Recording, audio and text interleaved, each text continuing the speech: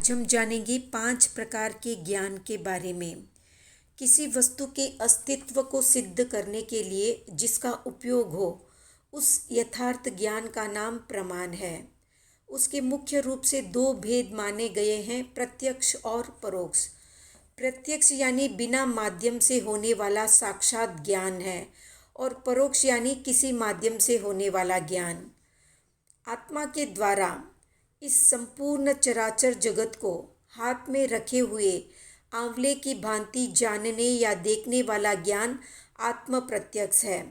इसी प्रकार इंद्रियों से साक्षात्कार होने पर किसी अन्य माध्यम के बिना जो ज्ञान होता है वो इंद्रिय प्रत्यक्ष है।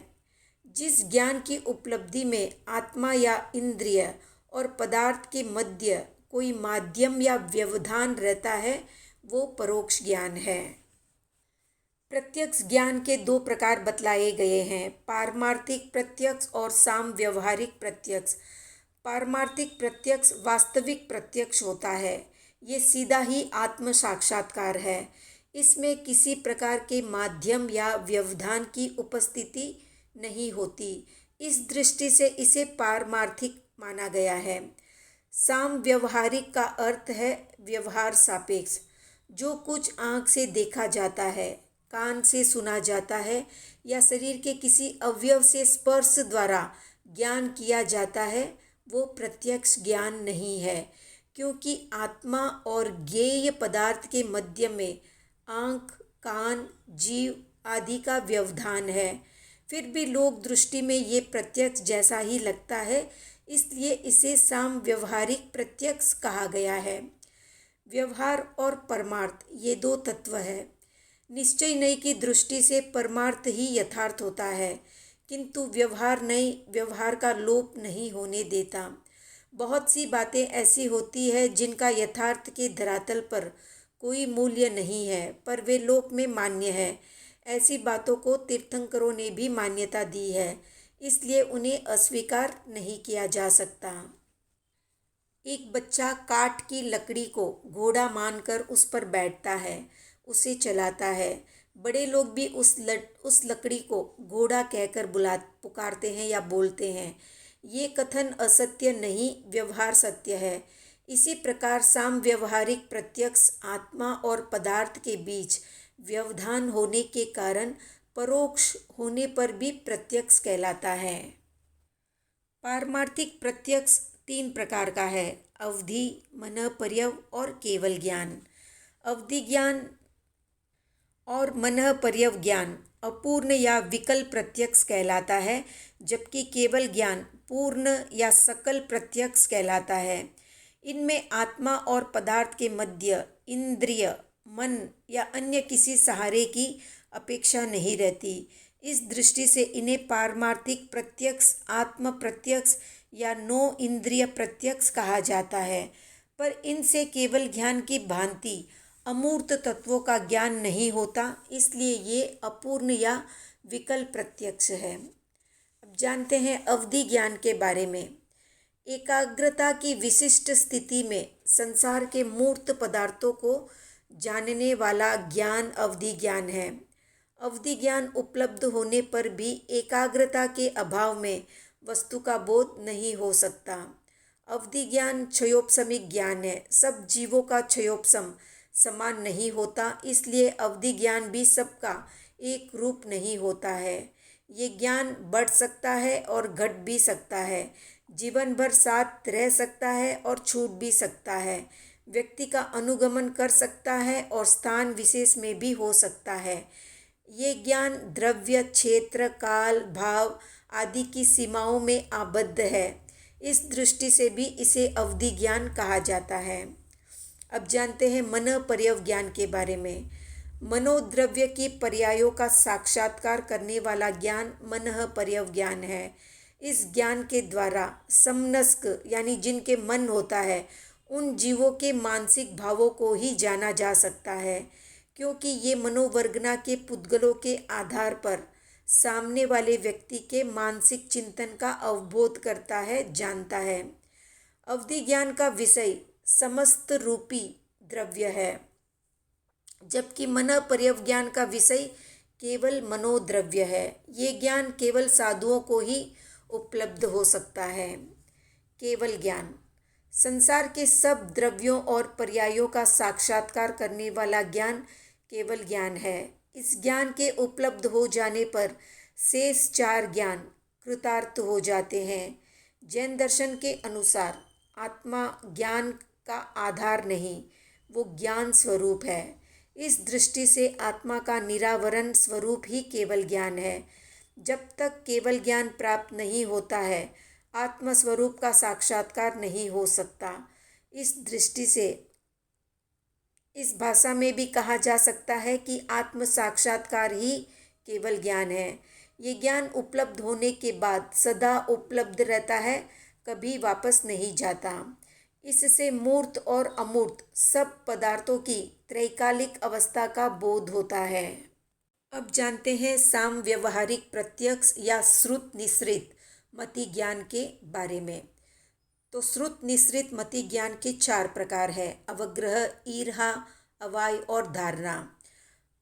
प्रत्यक्ष के ये चारों प्रकार इंद्रिय और मन से सापेक्ष होने के कारण, परोक्ष होने पर भी स्पष्टता के कारण प्रत्यक्ष ज्ञान की श्रेणी में परिगणित हो गए हैं। इंद्रिय और पदार्थ के संबंध रूप योग होने पर अस्तित्व मात्र का आभास होता है, इसे दर्शन कहा जाता है। दर्शन के बाद सामान्य रूप से पदार्थ के ग्रहण का नाम अवग्रह है। इसके 2 भेद है, व्यंजनावग्रह और अर्थावग्रह। व्यंजनावग्रह में पदार्थ का अव्यक्त बोध होता है, जबकि अर्थावग्रह में वो कुछ व्यक्त हो जाता है। दूसरा है ईर्हा। ईर्हा का अर्थ है वितर्क। जिस समय कोई जिज्ञासु व्यक्ति किसी व्यक्ति या पदार्थ के अस्तित्व को स्वीकार करने से पहले उसके स्वरूप निर्धारण में उत्पन्न संदेहों का निराकरण कर इस निर्णय पर पहुंचता है कि ये अमुक व्यक्ति या अमुक पदार्थ होना चाहिए, इस वितर्क मूलक अवधारणा को ईर्हा कहा जाता है। अब जानते हैं अवाय के बारे में। ये निर्णयात्मक ज्ञान है। इसमें न संदेह रहता है न संभावना।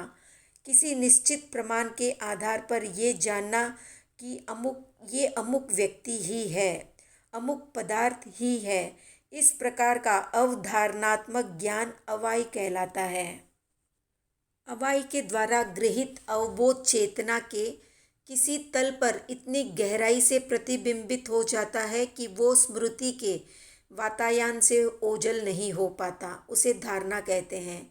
धारणा शब्द का शाब्दिक अर्थ भी यही है कि जिसे धारण करके रखा जा सके, जो संस्कारों के गहरे में उतर जाए, जो चित्त की वासना के रूप में सुरक्षित रह जाए, वो धारणा है। ये हमारे स्मृति कोश को समृद्ध बनाए रखता है। जिसका धारणा बल पुष्ट नहीं होता, उसका स्मृति कोश भी क्षीण होने लगता है। तो अवग्रह, ईर्हा, अवाय और धारणा, ये चारों एक साथ भी हो सकते हैं या 1, 2, 3 या 4 इस क्रम से भी हो सकते हैं। 1 हो या 4, इतना निश्चित है कि इनके क्रम का अतिक्रमण नहीं होता। अर्थात अवग्रह से पहले ईर्हा नहीं होगी, ईर्हा से पहले अवाय नहीं होगा और अवाय से पहले धारणा नहीं होगी। धारणा में पूरी चतुष्टयी को होना ही है, किंतु ईर्हा और अवाय में चारों की अवस्थिति नहीं होती। कुछ दार्शनिक अवग्रह, ईर्हा, अवाय और धारणा में कोई विशेष अंतर नहीं देखते, किंतु वास्तव में इन सब का स्वतंत्र अस्तित्व है। उसे प्रमाणित करने वाले 3 हेतु है। एक, पदार्थ के ज्ञान में सबके होने की अनिवार्यता नहीं है। ये एक दूसरे से विशिष्टतर ज्ञान धारा का प्रकाशन करते हैं।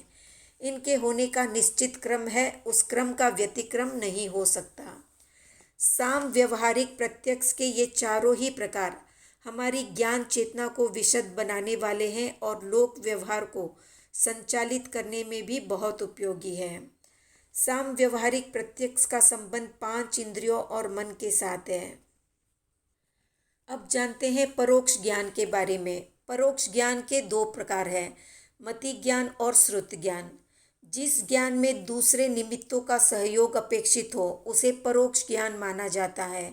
उसके दो भेद होते हैं, मति ज्ञान और श्रुत ज्ञान। इंद्रिय और मन के निमित्त से होने वाला ज्ञान मति ज्ञान कहलाता है। स्मृति, प्रत्यभिज्ञा, अनुमान आदि मति ज्ञान के ही प्रकार है। मति ज्ञान का एक नाम है अभिनिबोधिक ज्ञान। तो शब्द, संकेत आदि के सहारे होने वाला मति ज्ञान ही श्रुत ज्ञान है। मति ज्ञान और श्रुत ज्ञान साथ साथ ही रहते हैं। जहाँ मति ज्ञान होता है वहाँ श्रुत ज्ञान होता है, और जहाँ श्रुत ज्ञान होता है वहाँ मति ज्ञान होता है।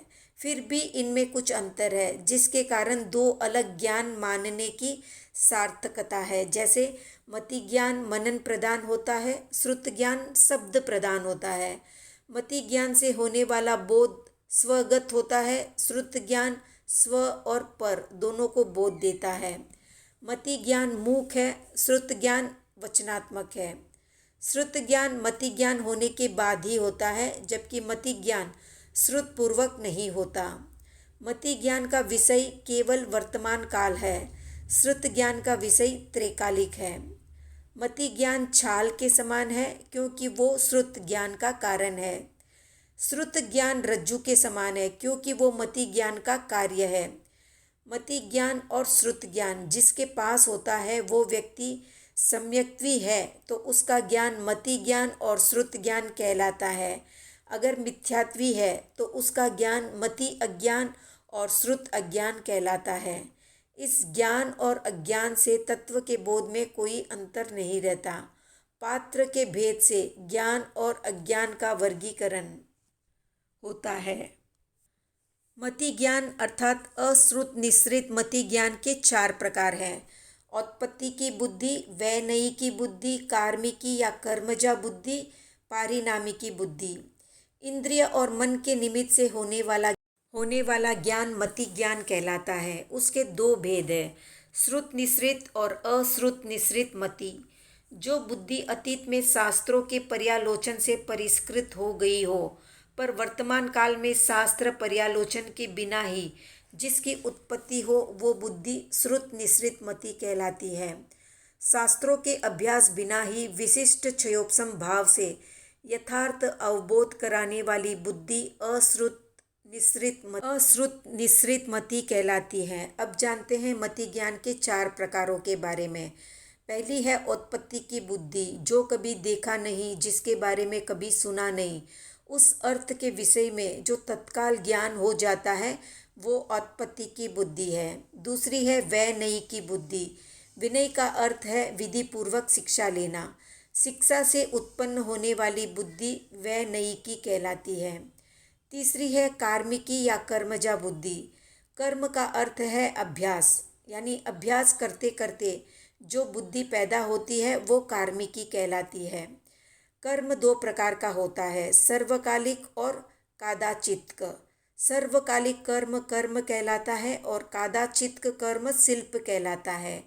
दूसरे शब्दों में, जिस कर्म का अभ्यास आचार्य के सानिध्य में न करके अपने आप किया जाए वो कर्म कहलाता है, और जिस कर्म का अभ्यास आचार्य के सानिध्य में किया जाए वो शिल्प कहलाता है।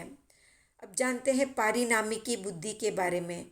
अवस्था बढ़ने के साथ साथ जो नाना प्रकार के अनुभव होते हैं, उनसे उत्पन्न होने वाली बुद्धि पारिणामिकी बुद्धि कहलाती है।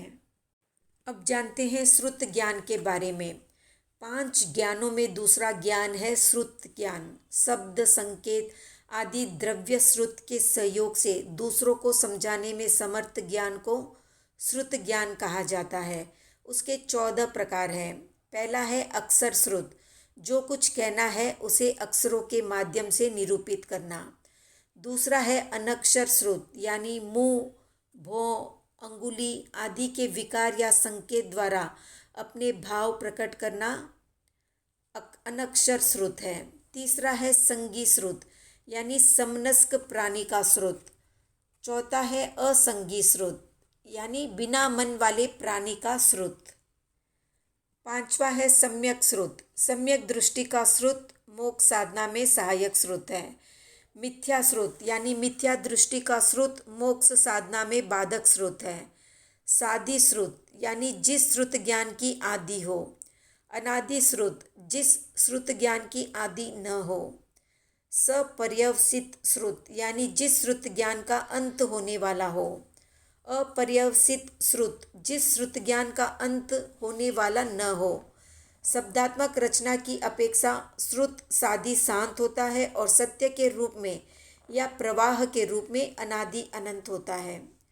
गमिक श्रुत, यानी जिसमें सरीके पाठ आलापक होते हैं। किसी प्रसंग का कुछ वर्णन विस्तार से किया जाता है और उसके बाद पूर्वोक्त पाठ की भुलावन देते हुए वाक्यांश के द्वारा पाठ पूरा कर दिया जाता है। इस प्रकार एक सूत्र पाठ का संबंध दूसरे सूत्र पाठ से जुड़ा रहता है। 12वां अंग दृष्टिवाद गमिक श्रुत का उदाहरण है। अगमिक श्रुत, जिसमें पाठ सरीके न हो। अंग प्रविष्ट श्रुत, यानी गंधरों के रचे हुए आगम 12 अंग जैसे आचारांग, सूत्रकृतांग आदि। अनंग प्रविष्ट, यानी गंधरों के अतिरिक्त अन्य आचार्यों द्वारा रचे हुए ग्रंथ। तो श्रुत ज्ञान के ये 14 प्रकार विवक्षा के आधार पर किए गए हैं। मूलतः श्रुत ज्ञान वही है जो दूसरों को समझाने में सहायक बनता है। तो ये थी जानकारी 5 प्रकार के ज्ञान की। आज का प्रश्न है कि वो कौन सा ज्ञान है जो केवल साधुओं को ही होता है, कमेंट में बताएं। वीडियो पसंद आया तो लाइक, शेयर, सब्सक्राइब करें।